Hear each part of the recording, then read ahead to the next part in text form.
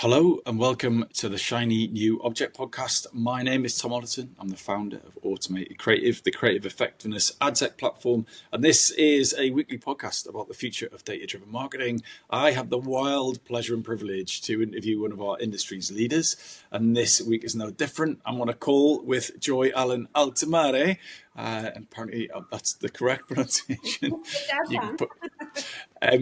And Joy is, well, she's got a new job. She's a president of Vella Bioscience. So, Joy, for anyone who doesn't know who you are and what you do, can you give us a bit of background? Yeah. Well, first of all, thanks for having me on the podcast. Super excited as a fan, super excited to be a part of the amazing group that get to talk to you. As you said, I have a new gig. I'm the president of Vella Bioscience, which is an amazing company we can talk about later. But my background is kind of a mixture of, I worked on the ad agency side early in my career for almost 15 years, and then really love the strategic piece of understanding consumer behavior and how to really engage consumers. So I worked across different categories, but mostly in healthcare and retail. So very unique background, but excited to talk more about that as we get into the podcast. And also, we are joined on the podcast by your dogs. So Sorry about that. apparently they're in safe hands. I think it sounds like they're dying, but Me and we Gracie. will find out. In due course. Well, Joy, congrats on the job. And you've done a lot of things. A pretty unusual career, lots of different changes. So you must have heard a lot of advice in that time. So what are those really bad recommendations you hear and you go, ugh? Yeah. I mean, definitely there's a lot of different recommendations you hear across 25 years of experience. Some of it is, rooted in other people's like fear. But one of the things that I think from one of the things that I think was probably the worst advice that I got was looking at things in isolation, certain things like data. You hear this all the time. Just follow the data. The data is essential. But I think data devoid of context can be very dangerous. Looking at raw data as a marketer, that's my core. As a marketer, I know that the data can be misconstrued many different ways. Like I look at data and I can make any story from it. So I think you have to always put data in context. When I was at one of my first startups, the raw data often contradicted and it was in healthcare, it often contradicted what the actual patient was feeling, what we knew when we talked to them. The raw data in isolation didn't actually marry or mirror what we knew what was happening. And at my most recent role before Vella, I was specifically dealing with a mindset of a runner. And we knew that the numbers didn't fully capture the psychology of the runner, or as we tried to expand past runners and look at the lifestyle part of our business, we had zero data to help us really understand that. And so I think when you look at data, you have to really understand that data requires nuance and humanity. Data helps us informs decisions, but it shouldn't replace them. And so if you only default to, well, the data says, and not look at your hopefully robust experience around consumer behavior, consumer sentiment, what's happening with the competition, if you don't look at that contextually, then I think it can be dangerous, and that could be some of the worst advice that you get from people. Well, we were lucky enough to just have a book of ours published called Using Data and Creativity in Advertising. And we interviewed like 40 very senior marketers, and that was one of the strongest themes that came back, is that don't look at what the data tells you, look at what it's concealing from you. Yeah. And this idea that data is the shadows of people, and that is something I massively agree with. And your point, the context, right? Remove the context, and then you can make the data say anything. One of my favorite bosses said, like, the way that, like, the continuum of how you make decisions this should be like data provides information provides knowledge, and knowledge provides wisdom. You want to get to that wisdom place, because that's where you're looking at all the elements and not just singularly honing in on one number. And I think, as I mentioned, my background as an operator and marketer, you're constantly internally talking to different people, particularly on the finance side or kind of like the supply chain side, just the data. But if you are looking just at the data, not particularly, let's talk about supply chain right now, if you're not looking at, well, what happens historically during the season, what happens historically when you have winter and you're trying to make these end of year shipments, if you're not contextualizing the data and it looks like everything's going well, and you're not anticipating to having contingency, then you will make a mistake. You won't, like, the data isn't bad, but it's only one piece of the puzzle. And I always remember that. I mean, he was one of my favorite bosses. And I always say, like, I want to get to the place where I'm operating in wisdom, not isolated just to the data. Perfect. So, when it comes to data-driven marketing, have you got a bit of a silver bullet, bit of advice, or something you find yourself sharing quite often when it comes to the data-driven marketers on your team? Yeah, I think it's super important to ask questions of the data, right? So when we treat data like a conversation and not like a verdict, we actually have a better outcome, right? So ask, why did the metric move? Ask yourself, why did the consumer behave that way? What were they feeling? Ask what the data does not show. I think is probably the number one thing that I would ask. I would encourage data-driven marketers to think about. Like, data becomes powerful when you interrogate it, not when you just say, this is what it says and I have to obey it. Have you got a story that exemplifies that you Yeah, can I share? think every probably business leader at a certain point has a story. I think there's a very human story I can tell you. During COVID, we were looking at the data.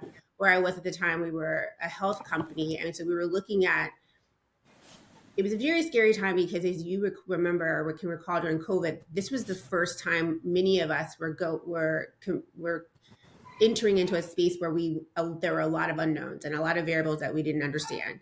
And we would look at, what is our revenue for the last, what was our run rate for the last 6 months? What's our revenue predicted to be for the future 6 months? What is our, what was our P&L looking like? How could it shape up to be? What is our, what does our FTE count look like? And can we sustain? We were asking the data to give us so much, but we were removing the context of, there's a lot of unknowns. We're in uncharted territory, and we're dealing with human beings when it comes to our employees. And so we had to, again, interrogate it. So, we're now going to talk about your shiny new object, which is predictive emotional modeling. So, Yeah. I think I know what that is, but for everyone who doesn't, Andy, tell us what that Yeah. is and why I is think, it your shiny new object? yeah, I think we always talk about AI being used to help us forecast behavior. And when we think about predictive emotional modeling, it's really about using that forecast, but not just to look at behavior, to combine it with consumer emotion. It's everything we've been talking about, I think, earlier.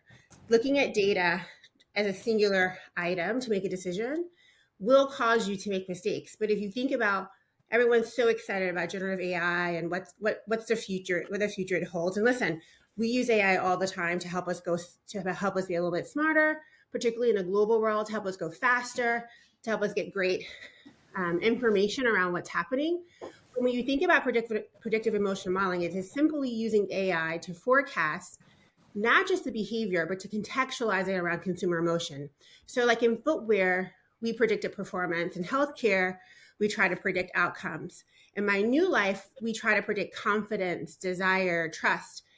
The next wave of marketing is not going to just tell us what people do, but it will help us understand why they feel the way that they do, which this emotional context will help reshape the way we target, the way we create creative, the way we develop product.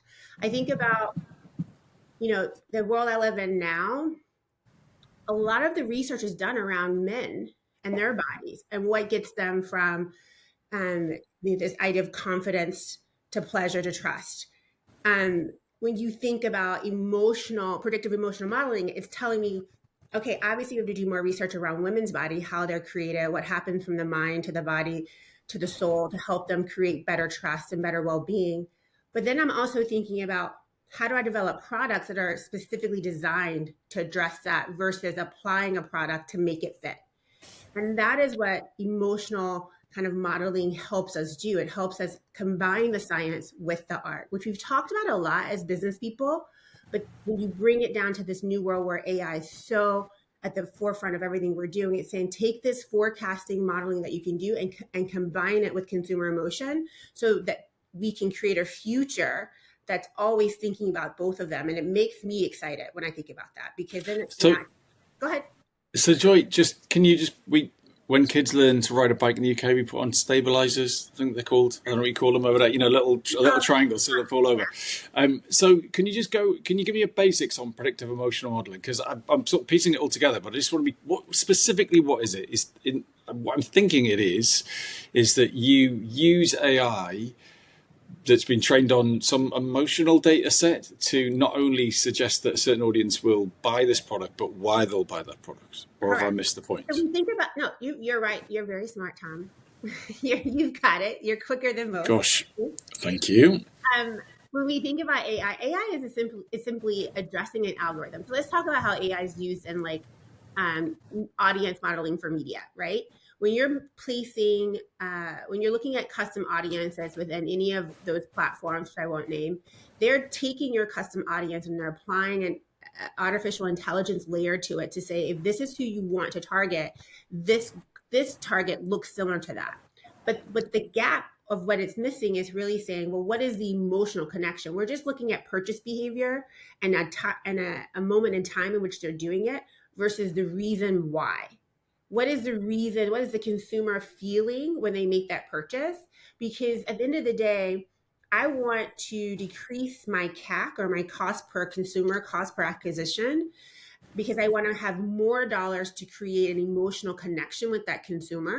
So if I'm only thinking transactionally, which is what traditional modeling gives me the transaction, it doesn't allow me to start to understand the motivation behind the purchase. So then I'm no longer, I have an inability to talk to the consumer as a human, which we all know that humans, consumers, they fall in love with brands, not just products. They fall in love with the relationships, not just transactions. So when I think about predictive emotional modeling, it's telling me what can I, we were all concerned with tariffs. What was the consumer sentiment around tariffs in the US? Well, if we just looked at the data and said when this economic issue happens similar to other economic issues, this is what we can predict. No, we talk about consumer sentiment because it tells me what will consumers feel and how will that prompt a behavior to purchase. So What's your data point for that, right? Because I'm hearing two things from you. I'll be honest. At the start of the podcast, you're like it's empathy and understanding, and looking beyond the data. What's really going on? What's the context? But at the same time, you're moving away from a transactional understanding of like, well, this audience is going to do better than our audience based on what the platforms tell us, and you're saying, no, I'm going to put this emotional layer over the top. But that is AI, right? So that's pulling from a spreadsheet somewhere. some of So it so is AI, what what's the core data set that's giving so I you think I'm saying the confidence? same thing because some of it is AI. Don't misunderstand. Some of it is AI, but some of it is taking the basis of ethnographies, focus groups, like taking like the human element comes into having a conversation with the consumer. Some of it is that traditional old school, I'm 48, so I've been doing this for a long time. And some of it when I first came into my role at Saucony, the first thing I did was ethnographies globally because we had all this data around who we think our target is and what motivates them, but I needed to hear it from consumers, which takes a lot more time and investment. Today, we also have a way to accelerate that through social listening and social feedback. And so it's saying take the data, overlay it with AI to help give us directional assumption, help us understand the direction that we think it's going. But you still have to take the time to have that one-to-one conversation. Right. At the end of the day, I'm not trying to just create a brand to sell. I'm trying to create a brand that creates loyalty. Everyone in the business, hopefully, one of the biggest measures of brand health is this CAC to LTV ratio. How much does it cost for me to get a consumer and how long are they staying with me?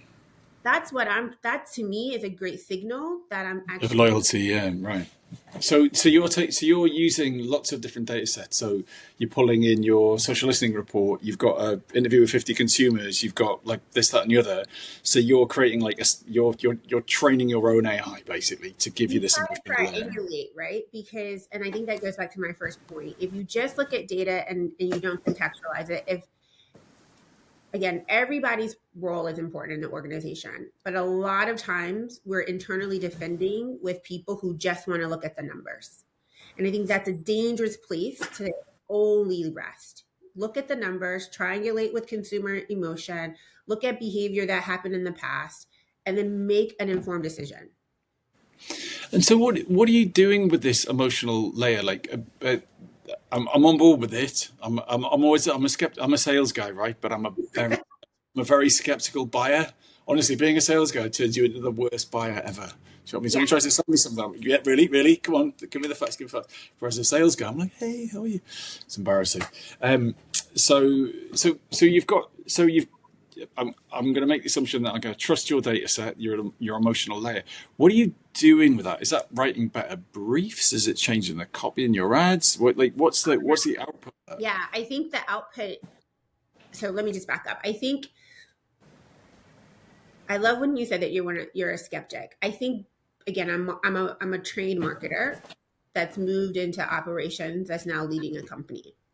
But I'm still at my core a marketer. And I always say that marketers have to be the most humble people in the organization because you have a perspective, you have a hypothesis, but you have to be open for it to be challenged and then pivot. Right. So, what do I do with all this information that I'm getting from all these sources? I'm distilling it into a brief, and the brief has to be challenged. It has to be kind of pruned.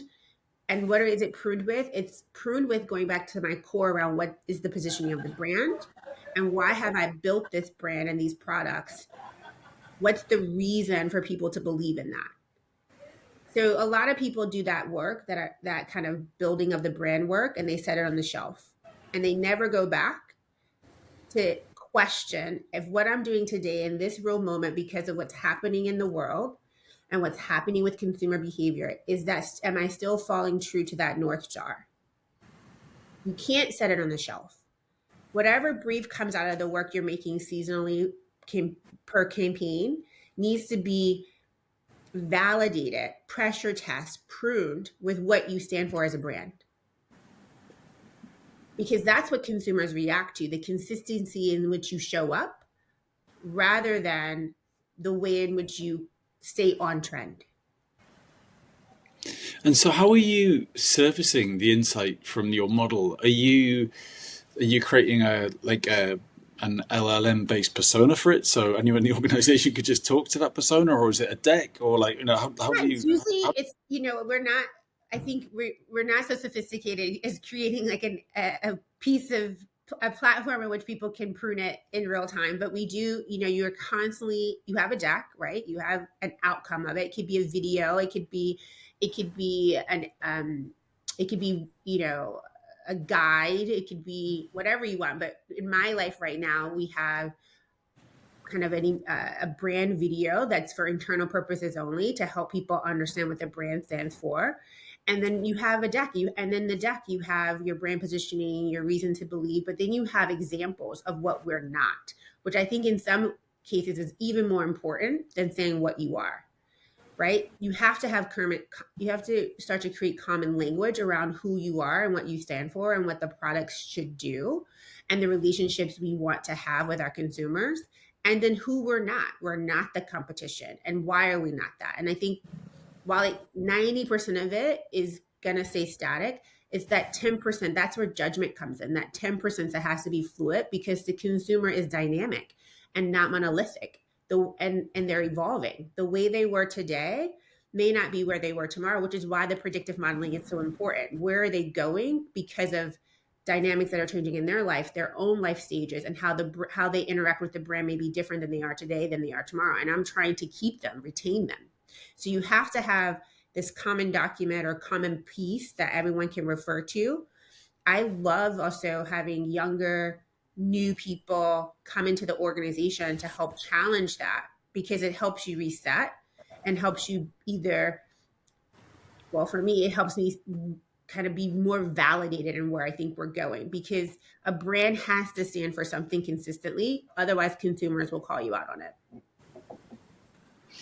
and so the predictive emotional modeling bit is then that's part of that corpus of knowledge, right? So whether it's someone new to the team or someone who's been with the team for a long time, and when you're briefing someone externally or even internally, you go, look, this is what's changing in the lives of our consumers on an emotional level, and you've pulled in all of these different sources and used AI to stitch it all together nicely with a bow within a deck. I think that's an That sounds so incredible. depressing though when you say it, Tom. It sounds a deck sounds Well, so What do you, I mean, we've done our own versions of building like LLMs for audiences, right? You know, even from a a sales perspective. So I record all of my calls, knowingly, and all the podcasts, and then I can feed in a private encrypted algorithm that will come back. So something I can talk to. I'm like, what if I painted myself orange? Would these people like this? I don't know. Why did I say that? That's such a crap example. Do you know what I mean? Like if we launched a PPC product, which we don't have, Yeah. would this audience pay any attention to it? And then what it does is it pulls from hundreds of conversations and then says, well, actually, your ICP, if we're going to talk, startup language, they're not. None of them have ever talked about PPC, so you'd be mad to do it. You'd have to come up with a whole new ICP. So, and I think another guest, sorry, I can't remember her name. She did something similar. So yeah, you can get your deck and all your research and just dump it into an LLM, and then you can just chat to it, and then reskin it and pretend that you developed it. No, don't pretend that you develop it. Source it, even if it isn't yours. But also, like, again, I would say that's one way in which to have a foundational conversation with yourself and your employees, and then ultimately, hopefully, it translates to something you can talk to consumers about. But it's not the only thing. Always pressure test it. Always prune it. I know people hate to hear that because it's like, well, when will it be enough? When will you just go with it? The world is always evolving. I mean, Yeah, right. Yeah, so you should find the excitement within the pruning. It's that it's not. And as I always say, I saw this post on LinkedIn and it said that advertisers always want to press the easy button. They're always looking for it, but actually, all the good stuff comes from the graft and the effort and the all the love good and the stuff comes attention. from the conflict that you have internally, the conversations, the challenges.